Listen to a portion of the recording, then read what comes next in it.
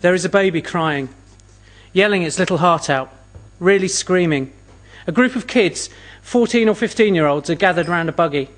That screaming, it just twists your insides. A girl reaches into the buggy. The screaming doesn't increase in intensity, but neither does it diminish. The girl brings out a swaddled bundle. She's calm, despite the noise. The girl holds the baby up by the throat with her left hand. She pulls back her right fist and smashes it into the baby's face. The other kids laugh. The baby stops crying. The kids laugh some more. Someone sniffs. That wasn't very kind, Miss Deanne. There's an adult in this group. A woman, nervous, about 50, badly dressed. Worked though, miss, didn't it? This isn't a real baby. This is the school baby. This is a baby whose job it is to go home with pupils and irritate them so intensely that no one will want to go out and get a real one. This is a baby whose mood swings and tantrums are programmed by Miss Midgley, the health and social care technician. This is a baby that begs to be given a slap. And what will you do tonight if she cries at home, Miss Deanne, huh? What if your unusual childcare methods don't work? What if baby carries on screaming through the night? What will you do then? Snort. Sniff. I'll kill her, miss. I'll rip her head off. Miss? Another kid now. A boy, small, spots. How do you know it's a she, miss? The kids laugh again. It's got no cock, you div. Someone shouts, but Spots persists. Yeah, but it's got no other bits either. It's a eunuch, says Miss Deanne, clear, firm. She's got authority. It's a little baby eunuch. Miss Deanne's good with words. Miss Deanne's talented and gifted. We did a test, 198, highest score in the year. So she's coming with me on the special course in Wales. 8 specially selected 15-year-olds from across the country are going. And I'm going because I'm talented and gifted too. I'm an advanced skills teacher. It says so on the certificate I've got in the downstairs toilet at home. Mr. Diamond, look! They've seen me now. Miss Deanne's murdered the school baby. Ring the police, sir. She's a killer, sir. She's a psycho. Just then, the baby cries. It's heartbreaking how real it sounds. The baby sobs and chokes. Sounds like she's waking from terrible dreams into somewhere worse. It's a miracle, I cry, all theatrical. Everyone laughs, except Miss Deanne. Fucking eunuch, she says, her voice stretched and tight. I thought I'd killed it. Babies are tough, Miss Deanne, I say. Not that tough, she says, her eyes on mine unblinking, her hands white around the buggy. There's a pause. A bell rings and tugs the kids towards the buildings. Don't forget the course, Miss Deanne, I say. We need your yellow slip. Miss Deanne nods and turns and walks away. The school baby cries and cries. Miss Deanne turns back, the clouds lifted from her eyes. She's bright, smiling. You have to punch it, sir, like I did. It'll shut up then. She skips away, fizzing with energy.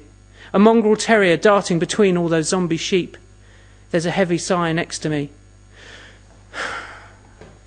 You're going to Wales with Miss Deanne Rutherford. That's the plan, Mrs. English. She's officially part of the tag crew, talented and gifted, 198 on the cognitive reading score, a genius in waiting. There's a pause. A sniff, I think, or a snort, or a dismissive remark. Mrs. English sniffs. I award myself 5 points. Then she snorts. I award myself another 5. Oh, she's clever, all right. Mrs. English does not make this sound in any way good. I award myself another 5 points, the maximum mark. Mrs. English heads after the kids. Time to go in, she says. I've got a free, I say. And Mrs. English sniffs again, as I should have guessed she would, and she snorts. All right for some. As she turns away, I punch the baby. The crying stops. Okay, thank you. You can applaud again, actually.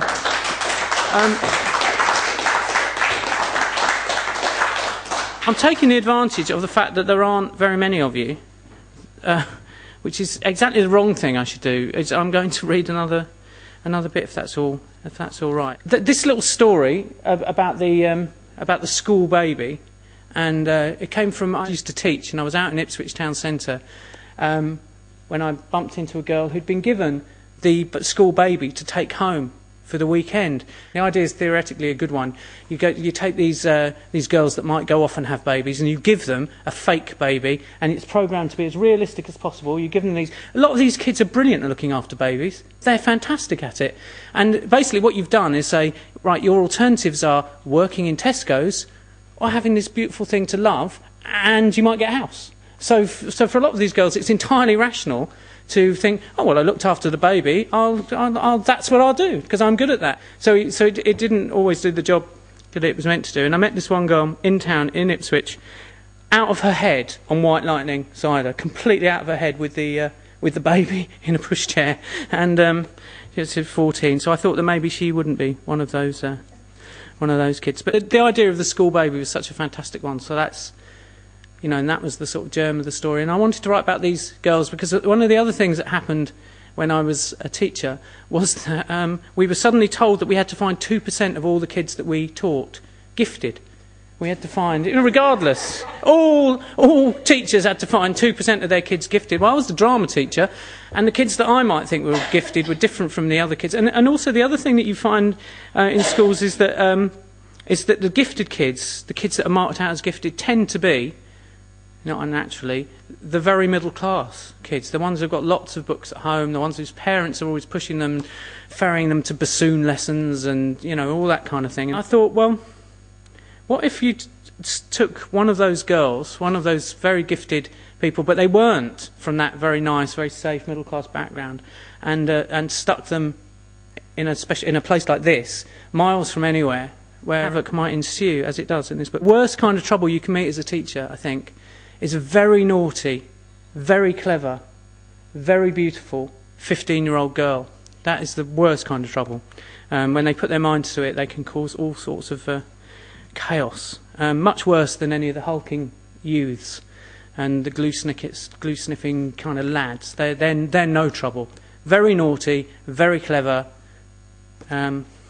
girls. That's real trouble. So I decided to take one of these girls and take her to a place like this, and then cut her off in mid-Wales, where everybody can speak her language, but she can't necessarily speak their language. And then I put a world-weary teacher with them. And one of the interesting things about that was, this book's narrated in two voices. One's a 15-year-old girl, and one is a 40-year-old bloke. And the one voice gave me a lot of trouble. It was, of course, the 40-year-old bloke, because I think I felt a bit sort of straitjacketed by having a similar voice to my own.